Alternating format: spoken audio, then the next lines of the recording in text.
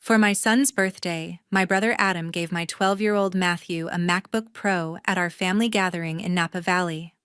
Matthew was over the moon. He hugged the box like it was the best thing that ever happened to him. He flipped it open right there at the vineyard picnic table, eyes wide with excitement. Then a WhatsApp login notification popped up. An old account name that wasn't his with a profile picture that definitely wasn't Matthew. He turned to me confused and asked softly, "Mom, what is this?" I looked at the screen and my stomach dropped. My blood turned ice cold in an instant. I didn't scream. I didn't grab the laptop and storm off. I simply closed the lid gently, took his hand and smiled like everything was fine. Inside, I was screaming. If I react right now, Matthew will be the first one to get hurt. I'm Tiffany, a single mom who moved back in with mom and dad after my divorce. Today was supposed to be a perfect family celebration at the vineyard, wine, sunshine, laughter. Instead, one tiny notification changed everything, and what I discovered next would unravel my brother's perfect little world. If you've ever watched favoritism in your family hurt the kids who least deserve it, hit that like button, subscribe, and turn on notifications, because this story gets a lot darker before it gets better. Stay with me. For the last 2 years, home has been mom and dad's house in a quiet suburb outside Sacramento, California. After the divorce, it was supposed to be a short stop just until I found my footing again. But short stops turn long when you're a single mom with a 12-year-old, and the cost of living won't let you breathe. The upstairs guest room became ours. It still has the same faded curtains and the same creak in the floorboards when you walk near the window. Now it holds Matthew's soccer trophies next to my old high school yearbooks. The house has its own rhythm, one built on rules no one ever says out loud. My brother Adam was always the one who got away with everything. Missed curfew. He's just spirited. Dented the car. Boys will be boys. Skipped classes. He'll figure it out. I was the one who had to explain every mistake, apologize first, and prove I deserved the space I took. That pattern never really ended. It just moved down a generation. Adam has a steady life now, a wife, a job in tech, and Cameron, his 10-year-old son, who can apparently do no wrong. Cameron is small for his age, quick to smile, and genuinely sweet. The problem isn't the kid. It's the way the whole family treats him like he's fragile while Matthew is supposed to be unbreakable. It shows up in the smallest moments. Last Thanksgiving, Cameron knocked over a glass of water. It spread across the tablecloth. Mom dabbed it with a napkin and said, "Oh, honey, it's fine. You're still little." Everyone smiled. 2 weeks later, Matthew bumped his elbow reaching for the potatoes. The same glass wobbled. A few drops hit the floor.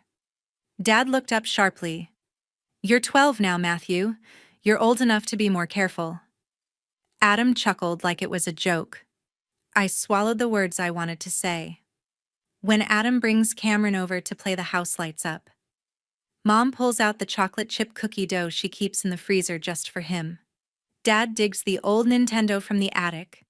Everyone gathers around to watch Cameron play Mario Kart, cheering every time he crosses the finish line. Matthew tries to join in. He sits on the edge of the couch, controller in hand, but the energy shifts. "Matthew, why don't you help set the table?" Mom says. Or Matthew, let Cameron have a turn, he's been waiting. So Matthew ends up in the kitchen rinsing plates or alone on the porch, scrolling on his phone while laughter spills through the open door. I still remember when Gavin disappeared from Matthew's life. Gavin was his best friend since 3rd grade. They rode bikes together, built forts in the backyard, traded Pokemon cards like currency. Then one Monday, Gavin wasn't at school. Matthew came home quiet. I asked what was wrong. He shrugged. By the end of the week, he was crying in his room. I sat on the edge of his bed while he told me Gavin's family had moved suddenly, and no one would explain why. I called Gavin's mom. No answer. The school counselor mentioned some trouble with a group of boys, but gave no details. Matthew never got closure. He just stopped talking about it. The hurt still shows in his eyes, sometimes quick and gone before anyone notices. Uncle Kevin is the only one who seems to see the imbalance clearly. Dad's younger brother divorced like me, living an hour away in Oakland. He doesn't say much during family gatherings, but he watches. At dinners, he'll catch my eye when Mom praises Cameron for tying his shoes perfectly and ignores the straight-A report card Matthew brought home the same week. He never steps in. He just observes like he's keeping score for a game no one else is playing. This weekend was Matthew's birthday. The idea came up casually at dinner the week before. Adam suggested doing something special. Not at the house, it's too small, he said. He proposed a private picnic at a vineyard in Napa Valley. Mom and Dad loved it. Perfect for a celebration, Mom said. Dad nodded. I agreed because Matthew deserved a day that felt like it was about him. I didn't know then that the weekend would turn into something entirely different. The drive up was calm. Matthew sat in the back seat, looking out the window, excited but trying not to show too much. He's learned that showing too much can sometimes backfire in this family. When we arrived, the vineyard stretched out in neat rows under a clear sky. The air smelled of earth and ripening grapes. Tables were set with white linens and baskets of bread. The plan was simple: food wine for the adults, cider for the kids, and time together. Everyone started to gather. Cameron ran ahead, already exploring. Adam carried the large wrapped box with a satisfied smile. I felt the familiar mix of hope and caution. Matthew stayed close, watching. The tables were spread across a gentle slope, white linens catching the breeze as plates of cheese and bread passed around. Everyone talked at once, voices overlapping in that easy family way. Cameron darted between the vine rows, chasing shadows with his drone hovering low. He laughed every time it buzzed past a cluster of grapes, completely lost in his own world. 10 years old and carefree, he had no idea anything was off. Mom refilled cider glasses while Dad told Uncle Kevin about the latest neighborhood gossip. Adam stood near the main table, arms folded, surveying the setup like he'd orchestrated a small victory. He'd chosen the spot, booked the time, even picked the menu. It all felt like part of his plan to make the day memorable. Matthew stayed close to me, eyes on the wrapped packages stacked near Adam. He didn't ask when his turn would come. He just waited, fingers tapping his knee. Adam clapped once to get attention. Okay, presents time. He started with Cameron. New sneakers first. Cameron slipped them on immediately and ran a lap to test them. Then the drone, already in the air. A gift card for the arcade followed. Cameron beamed, hugging Adam tight. Everyone applauded. Mom snapped photos. Dad ruffled Cameron's hair. Adam turned to Matthew with the largest box. And this one's for the birthday boy. He set it down with a proud smile. Go ahead. Matthew tore the paper carefully at first, then faster. The MacBook Pro box appeared. His eyes widened. He looked at Adam, then at me, then back at the box. This is... for me, Adam laughed. Who else? You're 12 now. Time for something real. Not like Cameron's toys, he's happy with his drone and sneakers. But you need the good stuff. Grown-up level. He said it casually, but the comparison hung there. Cameron was still flying his drone, oblivious. Mom smiled approvingly. Dad nodded.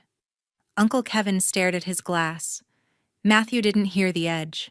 He hugged the box to his chest, grinning wider than I'd seen in months. Thank you. This is amazing. Adam ruffled his hair again. You deserve it. Bigger and better, right? Matthew sat right down at the table, flipped the lid open, and pressed the power button. The screen lit up almost instantly. No setup screen, no fresh welcome. Just a desktop full of folders, apps, and shortcuts someone else had arranged. The notification bar dropped down. A WhatsApp login alert appeared, old credentials filled in, a username that wasn't Matthew's profile picture, of a different boy. Matthew tilted the screen toward me. Mom, what is this? I leaned in. The name, the photo, the fact that the laptop booted straight to a used account. My stomach twisted hard. I recognized the pattern immediately. This wasn't new out of the box. This was someone's old machine. I kept my face neutral, closed the lid gently, took his hand. "We'll look at it in a minute. Let's move over there where it's quieter." He nodded, trusting as always, and followed me away from the group. We walked past the last row of vines to a shaded spot behind a low stone wall. The noise of the picnic faded. Only birds and the faint hum of Cameron's drone remained. Matthew sat on a bench, still holding the closed laptop. "Can I try again now?" I took it from him. "Let me check first." I opened it. The same screen appeared. I tapped the WhatsApp notification. The app launched without asking for a password, already signed in. Conversations loaded, contacts with odd nicknames, call logs with the same numbers repeated over weeks. Nothing screamed danger on the surface, but the volume told a story. Persistent messages, late-night calls, threads that didn't end well. I switched to the Photos app. Thumbnails of school hallways, groups of boys, blurry videos of arguments, screenshots of chats that looked like pressure threats wrapped in jokes. I didn't open any fully. I didn't need to. The shape was clear. Matthew watched my face. "Is it broken?" "No," I said, voice steady. "Just some old stuff someone forgot to delete. We'll fix it later." He accepted that. It's still the best gift ever. I closed the lid again. My mind raced. The laptop had belonged to someone before. Someone who used WhatsApp heavily. Someone connected to school drama. And the name Gavin flashed in one of the threads, just a mention, but enough. Gavin. Matthew's old friend who vanished mid-year. The one he cried over. The one the school called trouble with a group. It clicked too fast. This wasn't a random hand-me-down. This was deliberate. We walked back slowly. The group was still laughing. Adam waved us over. "Everything okay?" "He love it," Matthew answered before I could. "It's awesome." Adam looked at me, eyebrows raised. "See? Told you." I smiled. It didn't reach my eyes. The rest of the afternoon passed in a blur of food and small talk. Cameron kept playing. Matthew stayed near me, occasionally touching the closed laptop like it was precious. I watched Adam. Watched Mom and Dad. Watched how they orbited Cameron without thinking. By late afternoon, the sun dipped lower. People started packing leftovers. I knew I couldn't wait much longer. The questions were piling up, and the answers were starting to form in the worst way possible. We said goodbyes. Hugs. Promises to do it again soon. Matthew carried the laptop carefully to the car. As we drove away, the vineyard shrank in the rearview mirror. He turned to me. "Can we set it up when we get home?" "Soon," I said. "I promise. But first I needed to know exactly what we were setting up, and who had decided my son should inherit it." The shaded corner behind the stone wall felt like a different world from the lively picnic. The distant laughter and clinking glasses barely reached us now. Matthew sat on the low bench, legs dangling, still beaming about the laptop. I placed the MacBook on my lap and opened it carefully once more. The screen woke immediately. No delays, no loading. The desktop appeared exactly as it had before, cluttered with folders, apps, and shortcuts arranged by someone else. I started with the obvious places. First, the system information. The device had been registered months ago. The battery cycle count showed over 300 charges. This laptop had seen heavy use. It had never been properly reset for a new owner. I moved to the Messages application. Threads loaded in an instant. Contacts appeared with casual nicknames. Team Bro, and one that stopped me. Cold Gavin. The conversations were short but loaded. Phrases like, "Don't tell anyone," appeared multiple times. "You better delete that. If you show it, you're done." The tone was insistent, manipulative. Words disguised as jokes but carrying weight. Pressure applied in small doses over and over. I switched to WhatsApp. The app opened without needing a password. It was still signed in to an old account. Group chats with school names, private threads. One conversation with Gavin stretched back to last spring. Messages like, "Just do it, no one will know, and you're making this harder than it has to be." Emojis followed threats, thumbs up after warnings. The pattern was unmistakable: repeated attempts to control, to silence, to keep something hidden. I opened the Photos application next. Thumbnails filled the screen. School hallways. Groups of boys standing together. A few short video clips, blurry footage of kids arguing, someone being pushed, laughter that didn't sound friendly. Screenshots of text conversations. Nothing I wanted to view in full. The overall impression was enough: this wasn't harmless kid stuff. This was deliberate, repeated behavior meant to manipulate and intimidate. My hands remained steady on the keyboard. I kept my breathing slow and even. Matthew watched me carefully. "Is it really okay, Mom? You look worried." I forced a small smile. "It's just an old account someone didn't log out of. Nothing to worry about. We'll clean it up later." He nodded, accepting my words. "Okay, I still love it."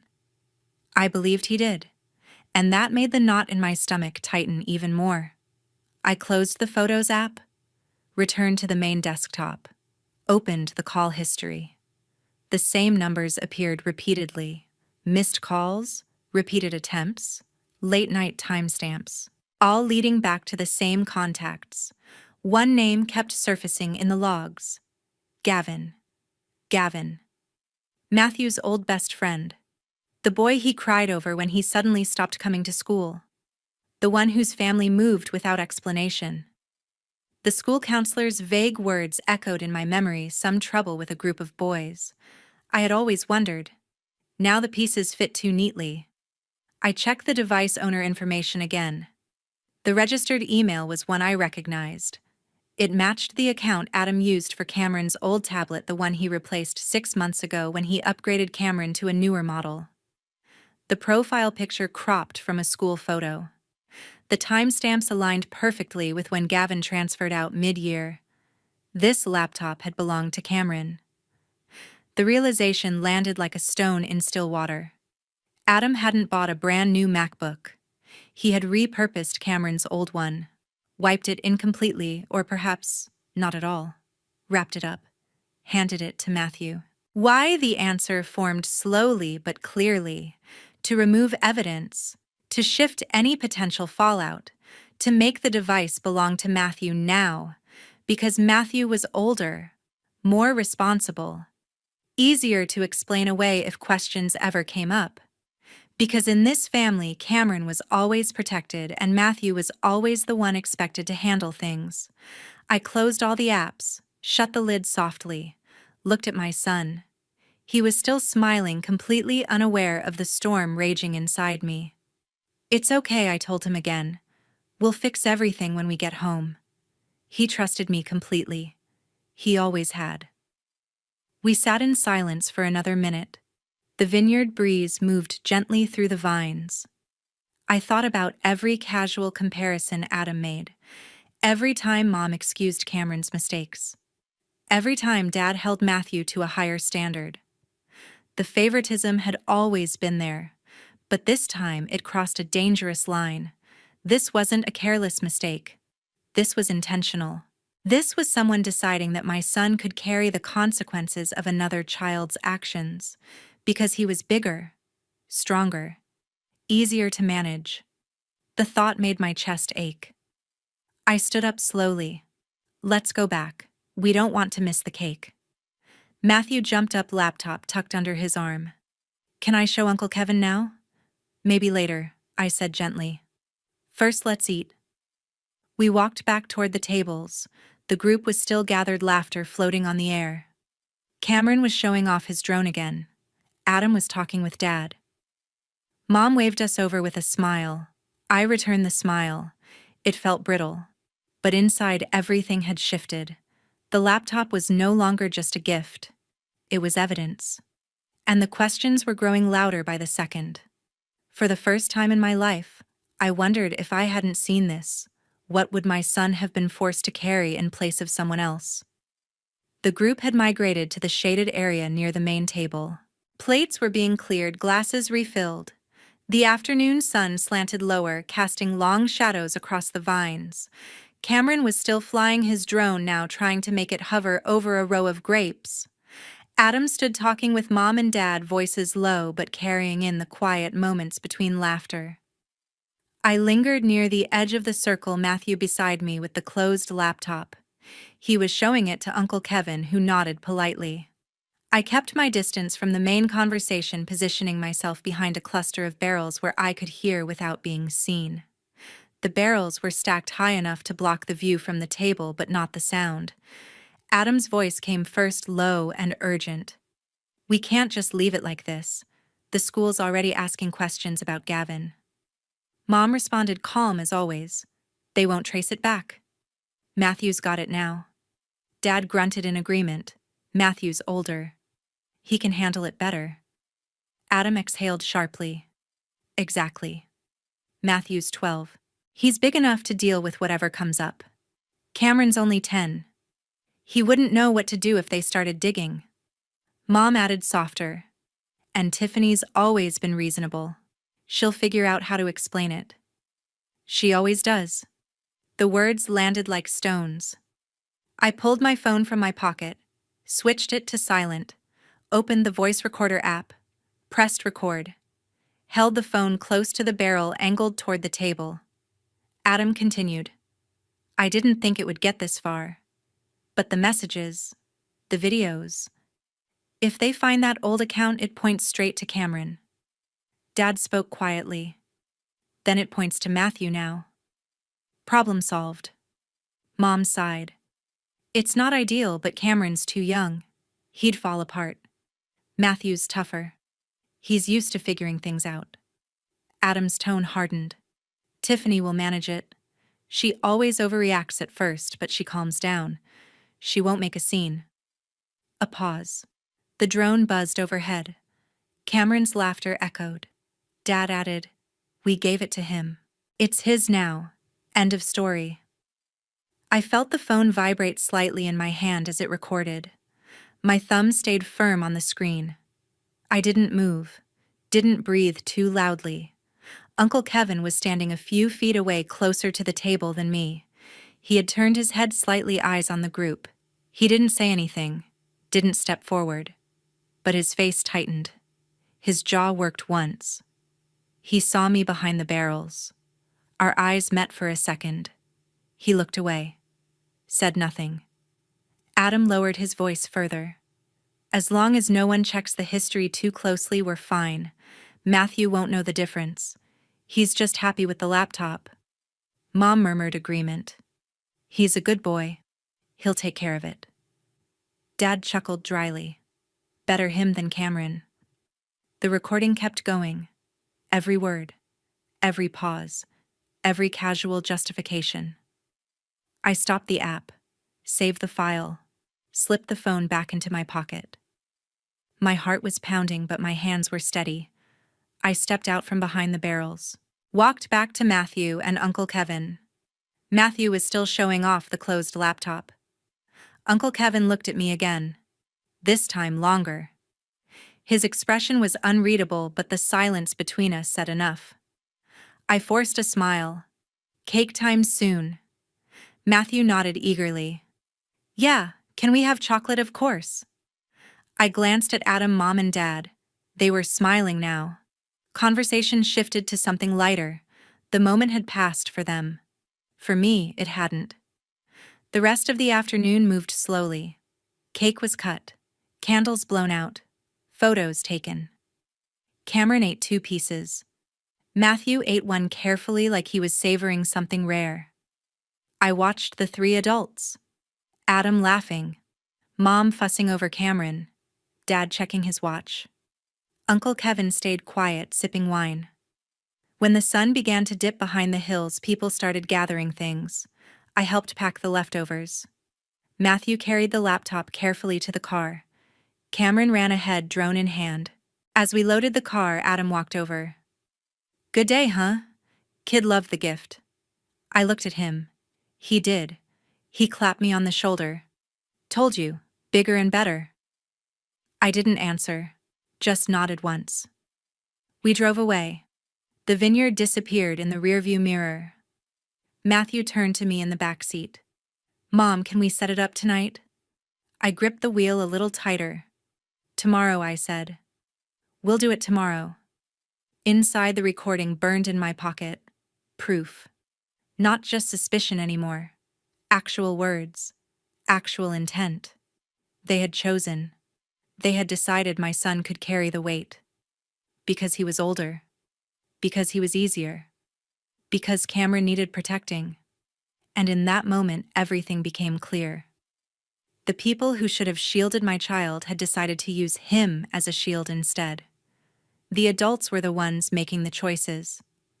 Cameron was just a child caught in their decisions. A child they had trained to expect protection at any cost. I wasn't angry anymore. I was certain. The drive home was quiet. Matthew sat in the backseat, laptop on his lap, occasionally running his fingers over the closed lid. He didn't ask to open it again. I didn't offer. The road stretched dark ahead, headlights cutting through the night. My mind stayed fixed on the file saved in my pocket. Every word from the vineyard replayed in my head. I kept my grip on the wheel steady. When we pulled into the driveway, the house lights were off. Mom and Dad had stayed behind to help clean up. Adam and Cameron had left earlier. The place felt empty. I turned off the engine. Matthew yawned. Let's get you inside, I said. Long day. He nodded, carrying the laptop carefully up the steps. Inside, I flicked on the kitchen light. He set the box on the table and looked at me. Mom, is everything really okay with it? I knelt to his level, took both his hands. You didn't do anything wrong. None of this is your fault. You hear me? He searched my face. Okay. I hugged him tight. Go get ready for bed. I'll be up soon. He went upstairs. I waited until his door closed. Then I sat at the kitchen table, pulled out my phone, and played the recording one more time. The voices filled the quiet room. Adam's urgency, Mom's calm rationale, Dad's finality. Every syllable confirmed what I already knew. I couldn't let this sit overnight. Not with that laptop in the house. I texted Kendra, my closest friend since college. She lived 20 minutes away. Single, no kids, always there when I needed her. Can you watch Matthew for a couple hours tomorrow morning? Something came up. Her reply came fast. Of course. Everything all right. I'll explain when I get there. Thank you. I went upstairs. Matthew was brushing his teeth. I helped him into pajamas read a chapter from his book. He fell asleep quickly, the laptop on his nightstand like a trophy. I didn't sleep. Morning came early. I woke Matthew gently. We're going to Kendra's for a bit. I have an errand. He rubbed his eyes. Is it about the laptop? I nodded. Yeah, but you're not in trouble, promise. We drove to Kendra's. She opened the door with coffee in hand. One look at my face and she didn't ask questions. Come in. Matthew ran to her living room. Kendra pulled me aside. What's going on? I kept my voice low.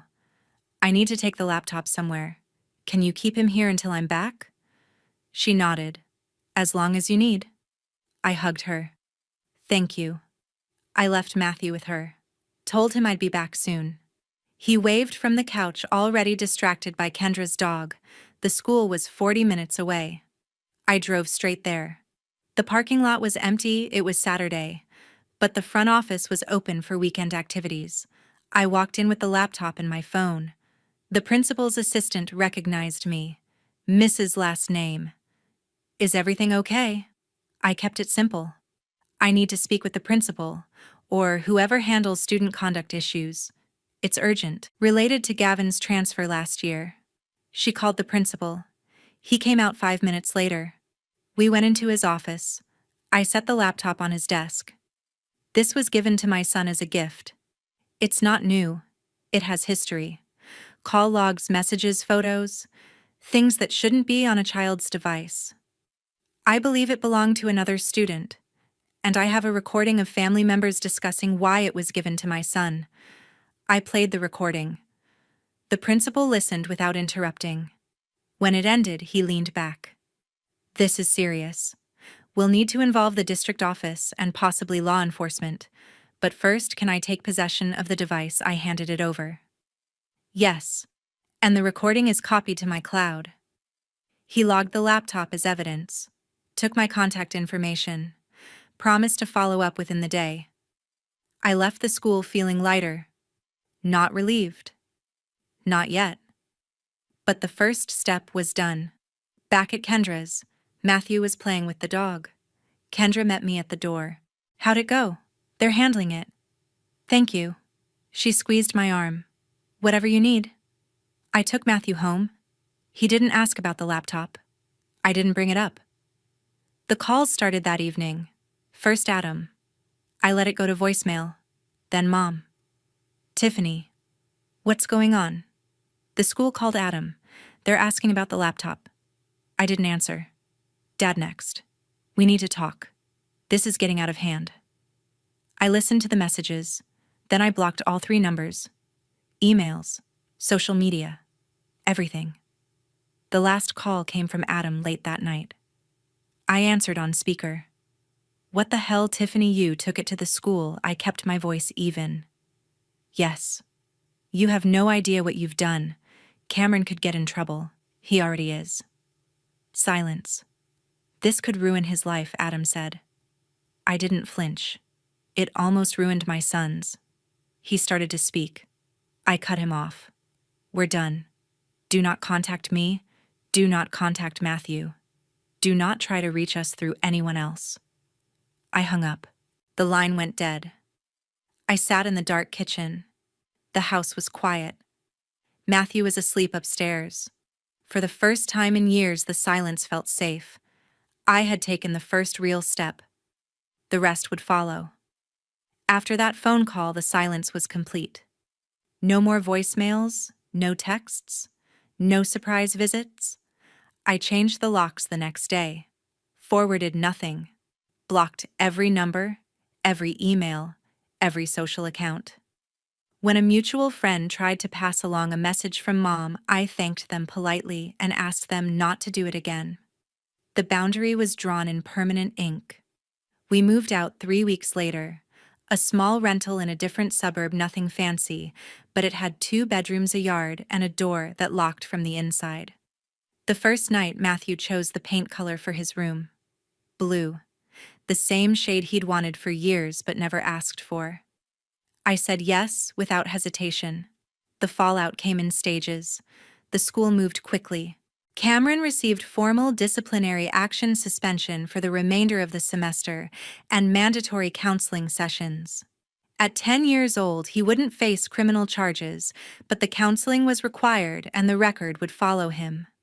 The district notified Adam that his son's previous device had been submitted as evidence in an ongoing review of student conduct issues from the previous year. Adam's name appeared in the documentation as the adult who transferred the device without disclosure. Adam faced probation. Short term, 6 months, plus community service weekends at a local youth center, ironically enough. He was required to attend parenting classes focused on digital responsibility and child supervision. The court didn't see it as malice but negligence with intent to conceal. That was enough. Mom and Dad didn't face legal consequences directly, no charges, but the community did the rest. Word spread through the school parent groups, the neighborhood association, the church they attended every Sunday. Invitations stopped. Conversations turned polite and brief. People who used to stop by for coffee now waved from across the street. The roles they played in school events and local committees quietly disappeared. They lost the social standing they had built over decades. It wasn't dramatic. It was gradual. And it hurt them more than any fine ever could. Uncle Kevin sent one message, a single text 3 days after everything broke. I'm sorry. I should have said something sooner. I didn't reply. I didn't need to. Matthew adjusted faster than I expected. The first few weeks were quiet. He asked about the laptop once. I told him it was being checked by experts and we'd get him a new one soon. He accepted that. He never asked about Adam, mom, or dad. Not once. He started sleeping better, laughed more freely, made friends in the new neighborhood without second-guessing every invitation. I watched him grow into himself. No more hovering at the edge of rooms. No more waiting for permission to speak. He played soccer again, joined the school art club, came home with stories and drawings. He wasn't carrying anyone else's weight anymore. We built routines. Breakfast together every morning, walks in the park after dinner, movie nights on Fridays.